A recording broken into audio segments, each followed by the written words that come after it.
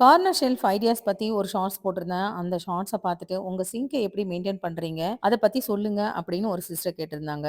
ரொம்ப சிம்பிள் தான். நம்ம சப்ஸ்கிரைபர் கேட்கறாங்க அப்படிங்கிறதுக்காக இந்த வீடியோவ நான் அப்லோட் பண்ணியிருக்கேன்.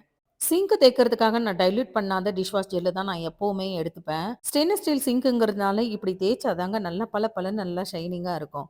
தேய்ச்சு முடிச்சுட்டு இந்த இடத்துல தண்ணீல மொத்தமா வாஷ் பண்ணி விட்டுருவேன். அதுக்கப்புறம் ட்ரெயின் ஆகுற இடத்துல ஒரு சின்ன கப் இருக்கும். இந்த கப்பு வாஷ் பண்றதுக்காக அதே ஸ்க்ரப்பர்ல ஒரு 1/2 லெமன் கட் பண்ணி, அந்த ஜூஸ் எல்லாமே அந்த ஸ்க்ரப்பர்ல புழிஞ்சு விட்டுப்பேன். ஸ்க்ரப்பர்ல ஏற்கனவே சோப்பு இருக்கிறதுனால சோப்பு போட தேவையில்ல. இந்த ஸ்க்ரப்பர வச்சு உள்ள இருக்கிற பிளேட்டு, கப்பு இது எல்லாமே நான் தேய்ச்சு விட்டுருவேன். லெமன் புழிஞ்சு விட்ட இந்த ஸ்க்ரப்பர சுத்தி இருக்கிற கிரானைட் மேல தேய்ச்சிராதீங்க. அப்படி தேய்ச்சீங்கன்னா கிரானைட் வந்து டல் ஆயிடும்.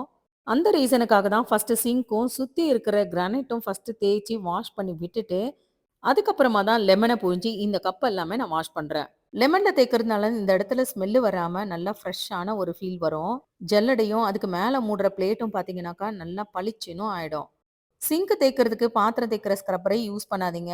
யூஸ் பண்ணி பழசான ஸ்க்ரப்பர வந்து இதுக்குன்னு தனியா வச்சு யூஸ் பண்ணுங்க. வாஷ் பண்ணி முடிச்ச பிறகு பாருங்க, எந்த அளவுக்கு பளிச்சுன்னு தெரியுது. டெய்லி சமைச்சு முடிச்ச உடனே என்னோட சிங்க நான் இப்படி தாங்க வாஷ் பண்ணி விடுவேன். இந்த வீடியோ பிடிச்சிருந்தா ஒரு லைக் பண்ணுங்க. Thank you.